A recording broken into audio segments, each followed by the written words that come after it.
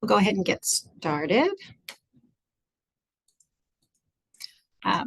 I'm Stephanie Meeks. I'm Regulatory Manager at Pacific Corp, and I'm happy to be here today with you all to talk about our Clean Energy Engagement Series, our Clean Energy Engagement, Clean Energy Plan in this fifth session of our engagement series. So I'll hand it over to Morgan, who will kick us off on going over some of the elements of the meeting to making sure your experience is to the most. Yes, hello everybody, and welcome to our last CEP engagement series.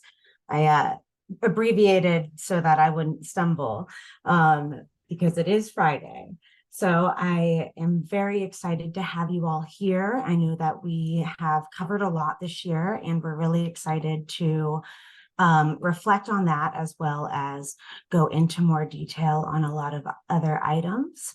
Per usual, we will start out with ensuring that the accessibility is as seamless as possible. So we want to cover some meeting experience items, starting with the fact that this will be recorded so that we can post it online, and this can be a resource to you all and your organizations as we progress through time.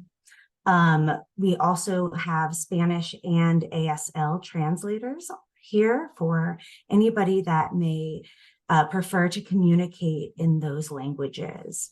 To access that, you can go down to the translation button or interpretation button rather, and select the language or communication method that you prefer. We also encourage people to use gallery view. We have our SMEs come off camera to really try to connect as much as possible. So if you're comfortable with that, we always encourage that. Any technical items or barriers, you can reach out directly to tag/eSource, and he will help you troubleshoot those. Lastly, we do want to encourage discussion and questions. So we will be monitoring the chat throughout this presentation. Feel free to drop some questions or comments in there, but also feel free to raise your hand. We'd love to hear it straight from you if you're comfortable with that. As you see, we also, on the agenda, we're going to be touching from the reflection of this year's actions all the way to kind of the next steps of what this engagement space might look like in this next year, including getting input from you all to make sure that, again, we're covering the items that you would like to hear, and that we're providing this information in the best way possible. So we definitely encourage all of you to stay and provide that input in the next step section. Again, we will also be providing the links and keeping that open should you have to leave. As you see, we are also intending or hoping that this will be a little bit a shorter meeting than usual, noting that we will be here and we are here for as long as you all need to really make sure that your questions get answered. So if we give some time back, we all love an extra hour on a Friday, but also, again, we're here for you all, and we'll really let the feedback and questions guide the agenda more than anything. Next slide.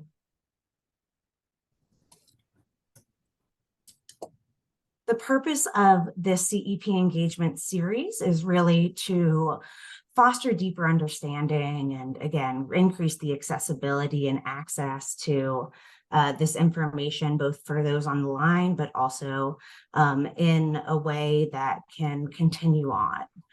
The meeting today is going to really deepen understanding of small-scale renewables and community-based renewable energy, and provide some updates where we can, as well as really dive into the CEP and how that has shaped over the years, or over this year, I should say.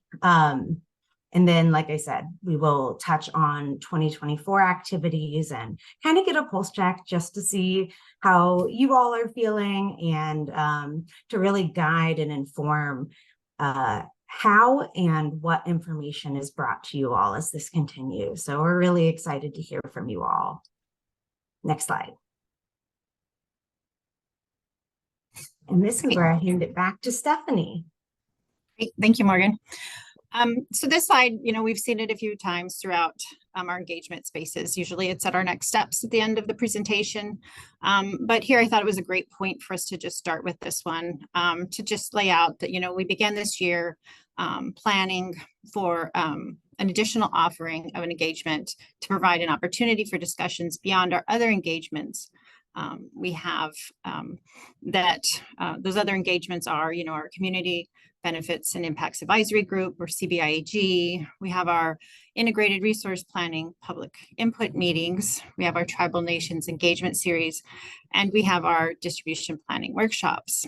This felt like we needed a space to provide specifically opportunities for discussions on our clean energy plan. So to complement these engagements, we added this series for that specific purpose to develop our clean energy plan.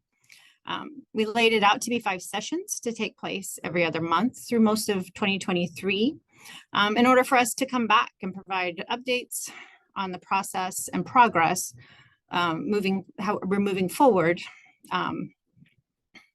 as we have processes improve internally, as well as our engagements externally, as we interact with you all. We interact with Oregon Public Utility Commission, or OPUC, with staff, and other procedural schedules that we have going on, including beyond our integrated resource plan, our clean energy plan. As those affect our clean energy plan, we want to bring back that information to provide more insight on how we're adapting our clean energy plan. So now, before we dive into the new content that we'll have for today for our 5th and final engagement for 2023, it seemed fitting to take a brief revisit of our presentations that we've provided. As a reminder of the meetings, these are recorded and posted on our Oregon Clean Energy Plan website for both our Pacific Corp and Pacific Power websites. Furthermore, you will find a copy of the presentations and notes from these meetings. The presentations and notes are also available in both English and Spanish. We hope that this opportunity of having those available on our website with the recordings and the presentation and notes help assist when you're not able to attend these, when we're going live with them, or if you've missed any, you can go back and catch up with them. So with that, we'll start the discussion on going through our Clean Energy Plan engagement series that we did this year. So our first engagement that we came in February with, we were doing the introduction to the Clean Energy Plan. Seemed like a great place to start the conversation with our kickoff. In this meeting, we had the following discussion of topics. We went over our engagement opportunities that we have, as I mentioned earlier, our CBIAG, our IRP public input meetings, tribal nation engagements, distribution planning. And we also went through our vision of what we wanted this engagement series to look like. We discussed HB 2021 in regards to emission targets, timing, and timeline from HB 2021 signed into law, UM 22225, which was the OPUC investigation into HB 2021, and the guidelines and implementations that we were working through in order to get into our first filed clean energy plan. We covered the complexities of the 6-state IRP process and how it works through the several steps to develop the IRP to the preferred portfolio and the stages to the clean energy plan for Oregon. The IRP process also included as mentioned, the public input meetings where we seek feedback and input in that space. We walked through our development of our community benefit indicators, or CBIs, and our plans to seek feedback on our CBIs. We discussed what is community-based renewable energy, or CBREs, and what we were doing to learn more from researching the requirements, guidelines, available studies, and seeking feedback in these engagements that we have going on in order to develop our potential study for the CBREs. We also laid out a few types that we had identified as potentials that we could use to also be a fit for the CBREs. We also promised that we would be bringing this topic back for future engagements to continue the development of it. We offered information again of our upcoming engagement spaces for interested parties to attend our other engagements that we have going on beyond this one. So now we'll go to the next slide and talk about our second engagement.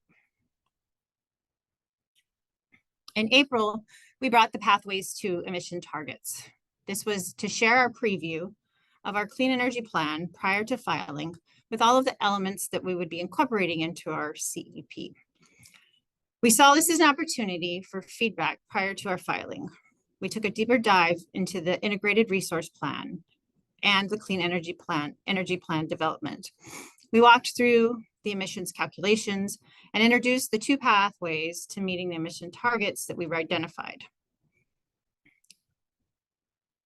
We visited community benefit indicators again, which we recognize are interim CBIs and need further stakeholder feedback to further adjust, modify, and expand.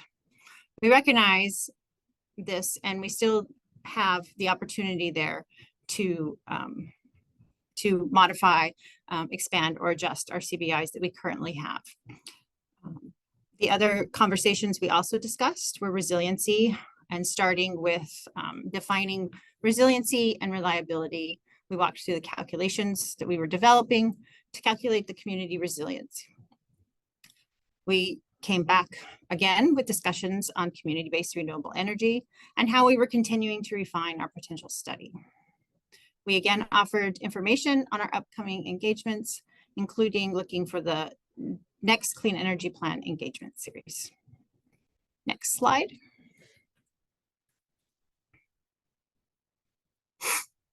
In June, we came back with our inaugural Clean Energy Plan. This is when we had filed our first Clean Energy Plan, and we wanted to come back and share with you all what we incorporated into that Clean Energy Plan. We provided a walkthrough of the 7 components of our Clean Energy Plan. We talked through our action plans. We dove back into some of the topics we needed to revisit, providing updates and open further discussion on resiliency, community-based renewable energy.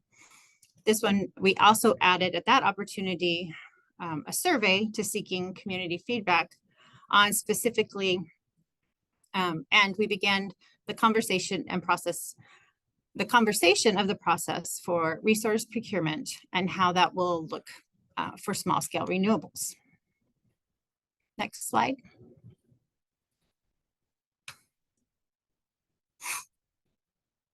This slide will take us to our most recent presentation we did back in August. This was the Clean Energy Plan evolution. This was to continue updating on where we were at with our process of our Clean Energy Plan, including the procedural timelines, where we were at from our feedback we had received.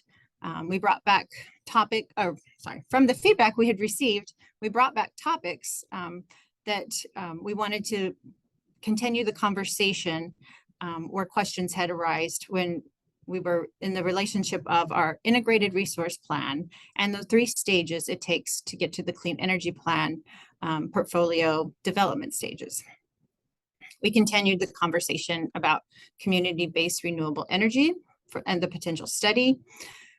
We also provided some feedback on the survey we had reached out on, and also provided information we had received in our CBIAG to helping us learn more where we can identify and understand our community needs and opportunities. We also talked about our straw proposal that we're in the development of working through and for the expansion of the community resilience battery storage pilot. We This also included exploring opportunities for funding and tools of awareness to assist communities and stakeholders. We've revisited small-scale renewable procurement, specifically the schedule, eligibility, and contracting. Both the CBREs and small-scale renewables will come back again today. We'll be discussing both of those further in the presentation. Also in that presentation there, at that point in time of the month, we also provided an update on our community engagements with the roadmaps of those, the impacts, the feedback tracker, and venues.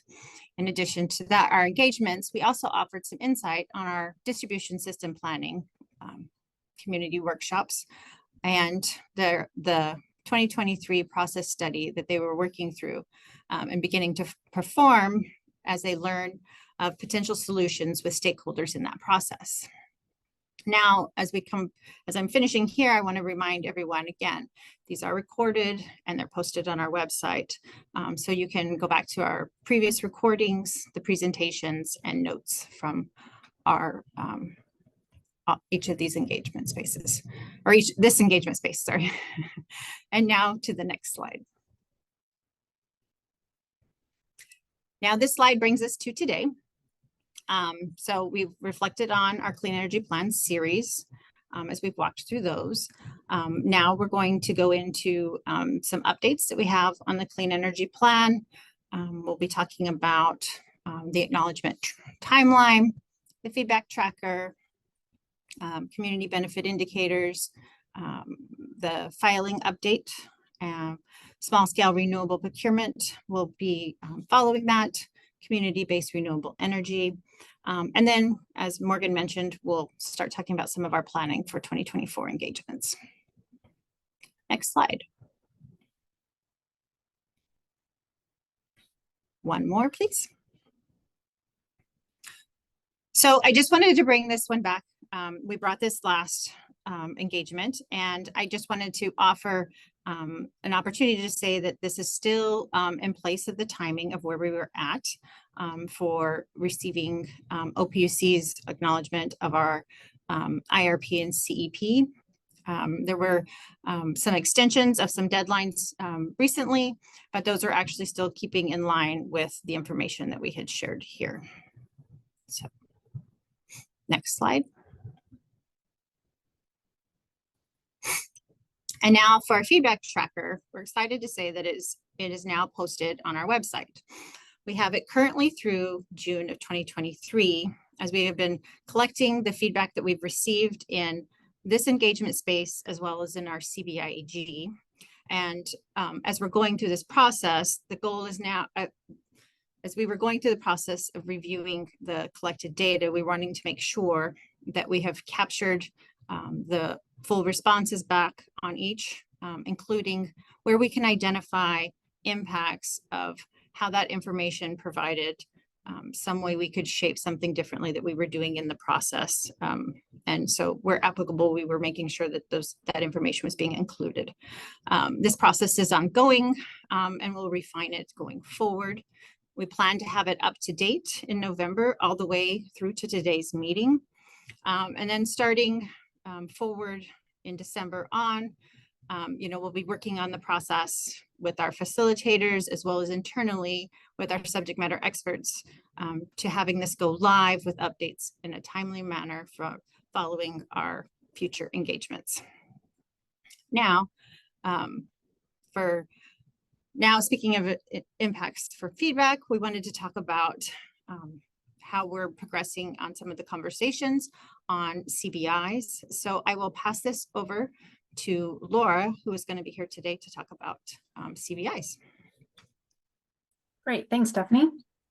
Next slide. We presented a set of CBIs and metrics in our CEP in alignment with OPUC guidance. These were interim CBIs structured to fit into 5 topic categories identified by the OPUC. And in recognition of the the fact that those were interim CBIs. We've been circling back now, working with our IAG and getting some input from them on the vulnerable groups and challenges that they think about, and just making sure that those are reflected in our CBI framework as much as possible. So in September, we conducted an activity with them to get kind of a universe of vulnerable groups and challenges that they're working with and seeing in their communities. And you can see some of what came out of that activity on the screen in front of you. Next slide. And then we took that input and mapped that back to our CBI framework to see if we could identify any gaps or any areas where we could expand. You can see the categories in that column on the left and our draft CBIs in the middle, and the mapping to challenges in the column on the right. In blue, you see that we did identify two new draft CBIs that we presented to our CBIAG in October.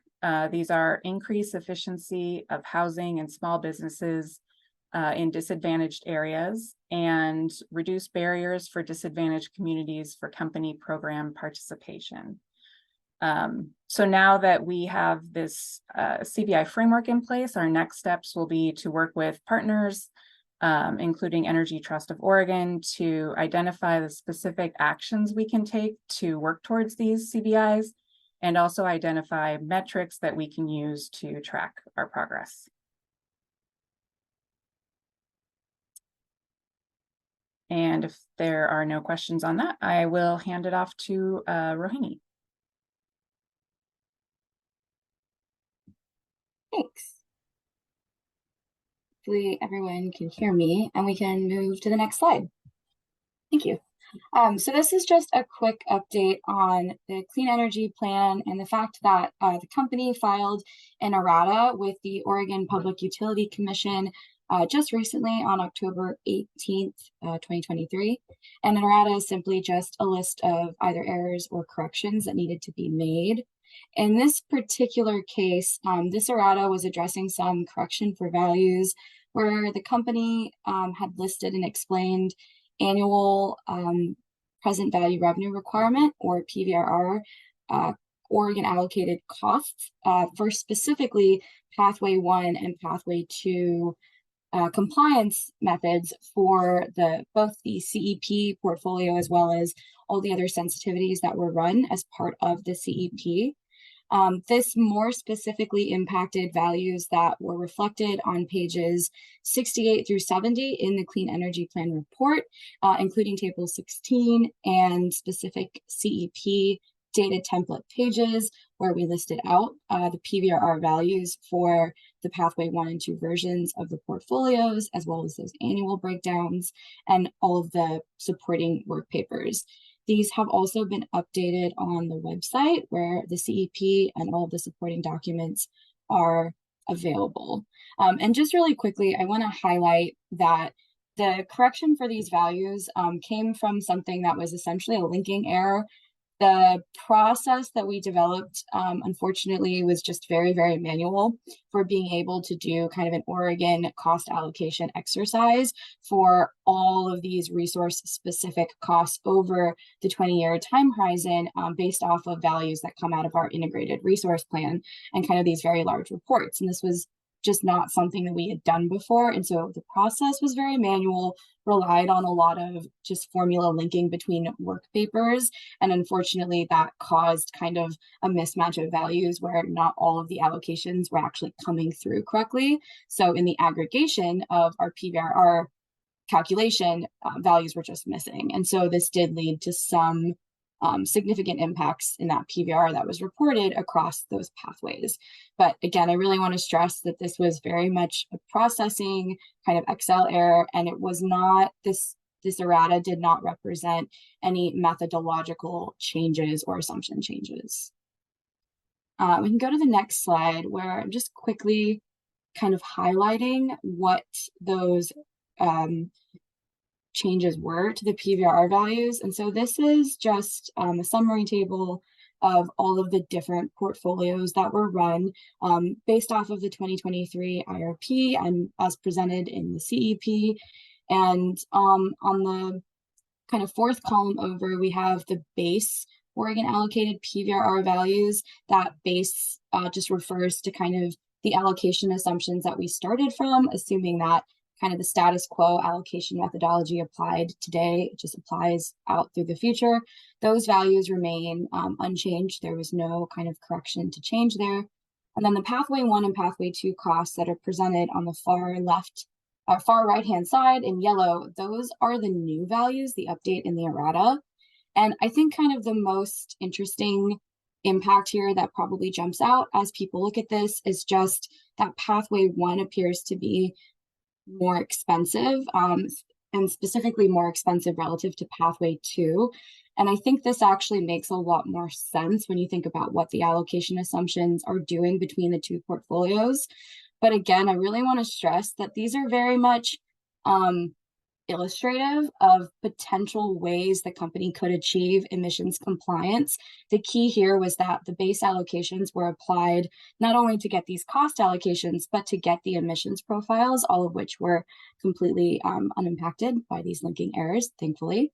And those allocation assumptions that we started with essentially just didn't get us to a point where we had our Oregon allocated emissions getting to where we needed them to get fast enough to meet emissions compliance. And so these were two different but very illustrative ways at which we could change the allocation, either of just a set of emitting resources or changing a set of not emitting resources as well, to kind of move the allocations of resources between the system and Oregon customers. And so these are very much illustrative. These are very much works in progress that the company is exploring ways to achieve this. And so while the cost allocated numbers might seem particularly different with the errata, we still really want to highlight that this is very much just indicative and illustrative of what these impacts could really look like. And that's why we ourselves are still really trying to figure out what these numbers mean and whether or not there's potentially more efficient ways to achieve these things. So if there are questions, I will take them. Yeah, and just a reminder that you folks can go ahead and raise their hand or drop comments or questions throughout the meeting. So any questions on any other sections are always welcome as well. And we'll be sure to circle up with those SMEs and get those answered, both to our best ability on this call, but also in the public note should any follow-up be needed. Thank you for that, Morgan. Well, I'm not seeing any questions. I'm not sure if I'm able to see hands going up, but if not, I'll happy to, address questions as they come up at a later time. Thank you. No, thank you, Rohini, Laura, and Stephanie for all of that great information.